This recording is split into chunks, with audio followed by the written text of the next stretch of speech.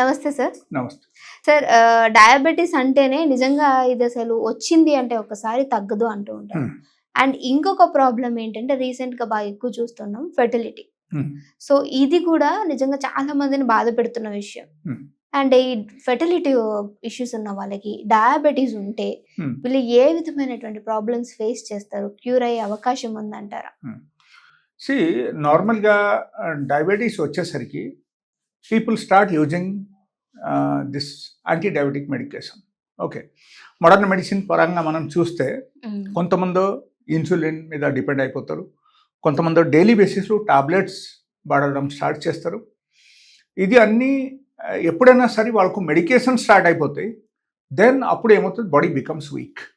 Okay, and ఈ టాబ్లెట్స్ది side effect ద్వారా వాళ్ళకు ఏమవుతుందంటే వీర్య కణాలు తగ్గిపోవడం, మోర్టాలిటీ తగ్గిపోవడం, అండ్ నార్మల్గా ఈ సిమెన్ థిక్నెస్ కూడా తగ్గిపోవడం, ఇది మొత్తం జరుగుతాయి అన్నమాట.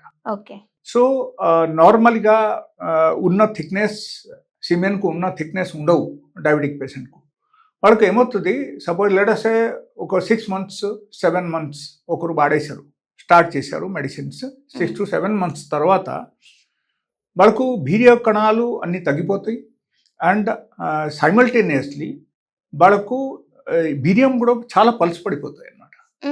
సో అప్పుడు ఏమవుతుంది, వాళ్ళకు ఇరెక్టైల్ డిస్ఫంక్షన్ స్టార్ట్ అవుతాయి, ప్రీమేచ్యూర్ ఎజాక్యులేషన్ స్టార్ట్ అవుతాయి, లైక్ వాళ్ళకు చాలా ఫాస్ట్గా డిశ్చార్జ్ అయిపోవడం జరుగుతాయి, and they cannot enjoy the real sex life.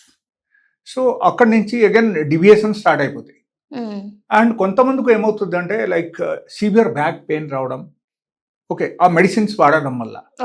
Yeah, so severe back pain, constipation develop అయిపోతాయి అదే టైంలో, and person finally becomes very very week. And వాళ్ళకు నార్మల్గా ఒక శృంగారంలో పాల్గొవాలి అంటే వాళ్ళకు సామర్థ్యం ఉండదు, ఆ టైప్ అయిపోతాయి అన్నమాట.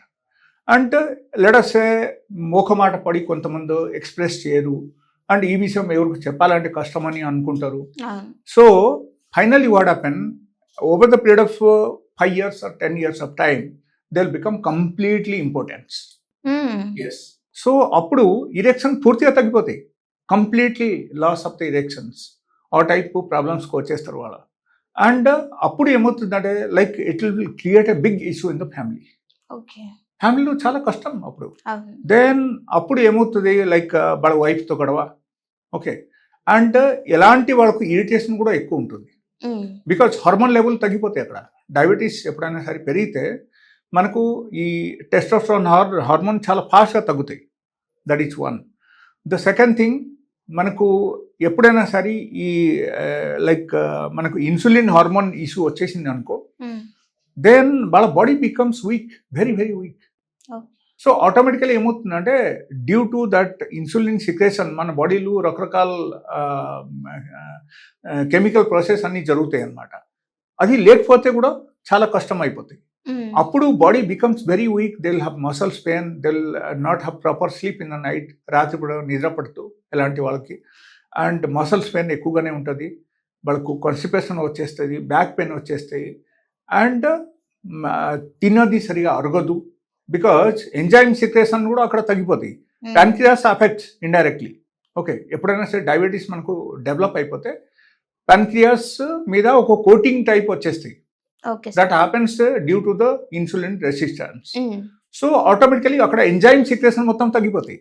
So that is actually the logic behind that. So ఈ ఎంజైమ్ సిక్రేషన్ ఎప్పుడైనా సరే అక్కడ తగ్గిపోయిందంటే మనం తిన్న ఆహారం అన్నీ సరిగా మనకు అరగదు, అరగకపోతే అప్పుడు ఏంటి, గ్యాస్ట్రిక్ ప్రాబ్లం డెవలప్ అవుతుంది. దీంట్లో గ్యాస్ట్రిక్ ఇష్యూస్ కూడా వస్తాయి, గ్యాస్ట్రిక్ ప్రాబ్లం 100%. అండ్ వాళ్ళకు ఆకలి సరిగా ఉండదు, ఓకే, అండ్ కొంతమందికి ఏమవుతుంది అంటే ఉల్టా అవుతాయి, like people who are using tablets and all, వాళ్ళకు లాస్ ఆఫ్ అపెటైట్ కాకుండా ఇంక్రీజ్ అపెటైట్ మేము చూస్తాం అన్నమాట, ఎట్లా అవుతాయి. అండ్ ఇది అన్నీ జరుగుతాయి. కొంతమందికి సపోజ్ ఆ తర్వాత కూడా ఆఫ్టర్ టేకింగ్ ద మెడికేషన్ వాళ్ళకు కంట్రోల్లో లేదనుకోండి, అప్పుడు ఆటోమేటికల్ ఏమవుతుందంటే లైక్ వాళ్ళకు వెయిట్ లాస్ జరగడం అవకాశం ఉంది. ఓకే, అంటే దీన్ని మనం న్యాచురల్ గా తగ్గించుకోవాలి అని అంటే ఏ విధంగా పాసిబుల్ అవుతుంది అంటారు? Yeah, only thing is the అక్కడ ఏంటంటే మనకు హార్మోన్ లెవెల్ చూడాలి, కొన్ని టెస్ట్లు చేయాలి అక్కడ. Okay. Like we have to go for testosterone చెకప్కి మనం వెళ్ళాలి. అండ్ మనం సెరాటోనిన్ అండ్ డోపామైన్ లెవెల్ మనం చూడాలి. ఓకే. అండ్ కార్టిసోల్ లెవెల్ మనం చూడాలి. అంటే ఇది ఎవ్రీ మంత్ చెక్ చేస్తూ ఉండాలా? ఎవ్రీ మంత్ అవసరం లేదు, అట్లీస్ట్ వన్స్ ఇన్ 3 months మనం చెక్ చేస్తే కూడా చాలు. ఓకే. అండ్ ప్రొలాక్టిన్ లెవెల్ చూడాలి, థైరాయిడ్ ఉందా లేదా చూడాలి. బికాస్ డయాబెటీస్ పేషెంట్స్కు నార్మల్గా కొంతమందికి థైరాయిడ్ కూడా ఆటోమేటికల్ డెవలప్ అయిపోతుంది. సో ఇది అన్ని మనం చూడాల్సిన విషయం. ఇది అన్ని చూసిన తర్వాత again we can take decision what is to be done, what kind of diet he has to take, and ఏ టైప్ మెడిసిన్స్ వాడాలి, ఏ టైప్ మెడిసిన్ వాడకూడదు. That is the only thing. But diabetes పేషెంట్స్కు నా దగ్గర ఉన్న medicines, we have very good medicine actually that is specially design for the diabetic patients. Okay. So normally ఎప్పుడైనా సరే ఒక వ్యక్తి ఇంగ్లీష్ మెడిసిన్ వాడేశారు, లైక్ మనకు మోడర్న్ మెడిసిన్ కంప్లీట్గా వాడేశారు, అది కొంతవరకు వాడతారు, కొంతకాలం తర్వాత అది పనిచేయరు వాళ్ళకి. ఆ తర్వాత దే విల్ గో టు ఆయుర్వేదంలో కూడా కొంతవరకు వాడతారు, ఈవెన్ అది కూడా అవుట్డేట్ అయిపోతాయి అనమాట. Then they come to me. So the end is the naturopathy అనమాట.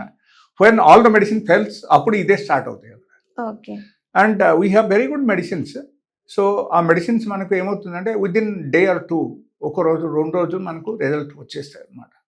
So such kind of, so they can enjoy the life at least. అప్పటి నుంచి అయినా కొంతకాలం they can enjoy the life. లేకపోతే they will lose the completely charm of the sexual life, and completely they will lose the loss of interest in a person. So ఇది అన్నీ జరిగిపోతాయి. And ఈ medicines వాడి ఒకరు హ్యాపీగా మెయింటైన్ చేయొచ్చు. Okay. Thank you sir.